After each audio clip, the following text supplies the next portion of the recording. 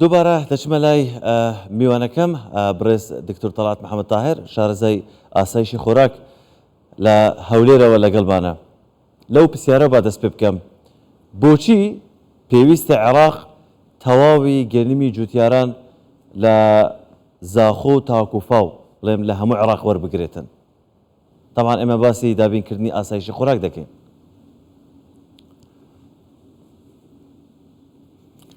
کاتی دەڵێن ئاسایشی خۆراک لەسەر ئاستی عێراقدا ئێدی عێراق پێویستی تقریبا بە 5,700,000 تۆن گەنم هەیە ساڵانە بۆ پڕکردنەوەی پشەی خۆراکدا بۆ دابینکردنی هەر تاکەشیمە ساڵانە پێویستی بە 136 کیلۆغرام هەیە.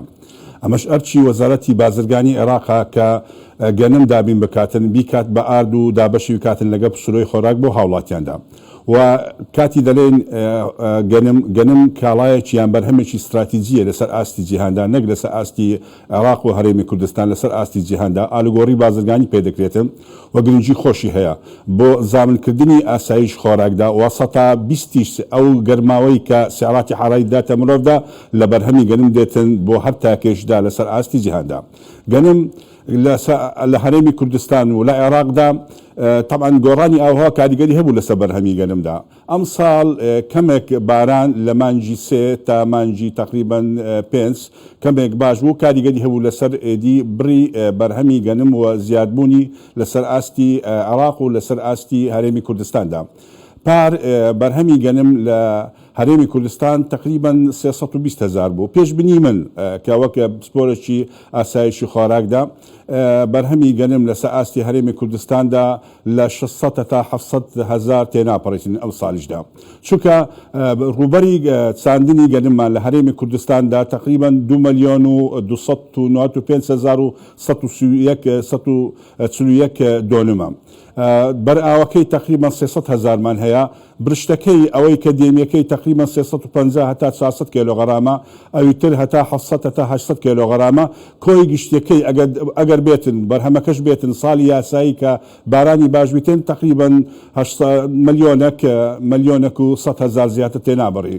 ئێستش هەندێک دەڤەرمان هەیە لە هەرێمی کوردستاندا بەرهەمیان باش نییە وەک منتەقەی گەرمیان کە ئەوەی کە پشت بە باران دەبستی من مەبەستمە نا ئەوەی ئاویشدا بەرهەمەکەی لە شوێنەکانی جیاجیا باش نییە. لە منتەقەی خەبات لە بەردەڕەش لە شوێنەکانی جیاجیادا لە سەئاستی هەرێمی کوردستاندا کە باران کەم بوو تەسیراتی ڕاستەوخۆ هەبوو لەسەر بەرهەمی گەنم و بڕەکەشی لەسەر ئاستی هەرێمی کوردستان. ئێستا بینیمان جوتیارانی بڵێم گەرمیان دەڵێن گەرمەکەمان وەرناگیرێ ئێستا سایلو لە وەرگرتنی گەرم بڵێن ڕاگیراوە. ئەم وەرنەگرتنی گەرمە لەلایەن عێراقەوە عێراق تووشی چی دەکات؟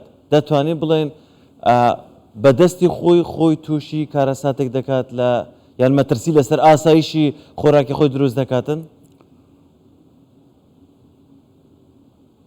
طبعا تأثیراتی خۆ هەیە. من دەڵێن گەنم زامنکردنی ئاسایش خۆراکە لەسەر ئاستی یەکەی سیاسی هەڵوڵاتێکدا.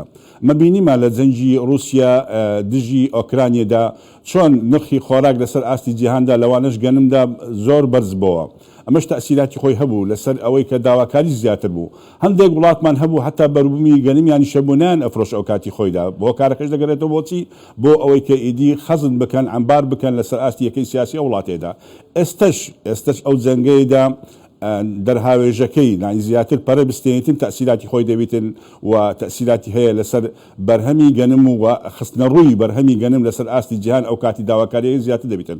ئەرچی سەر حکومەتی عێراق بە شێوەیەکی گشتی وەزارەتی بازرگانی عێراق دەبێتن هەمووی بەروبمەکانی جۆتیاران لە چ لە هەرێمی کوردستان و چ لەسەر عێراق وەری بگریتن چکە زامن دەکاتن ئەو کاتی خۆراک لەسەر ئاستی عێراق بە تایبەتی گەنم کە کاڵایەکی گوتمان استراتیجیە لەسەر ئاستی جیهاندا. زۆر سپاس بەڕێز دکتۆر تەڵات محەممەد تاهر شارەزای ئاسایشی خۆراک لە هەولێرەوە لەگەڵمان بوون.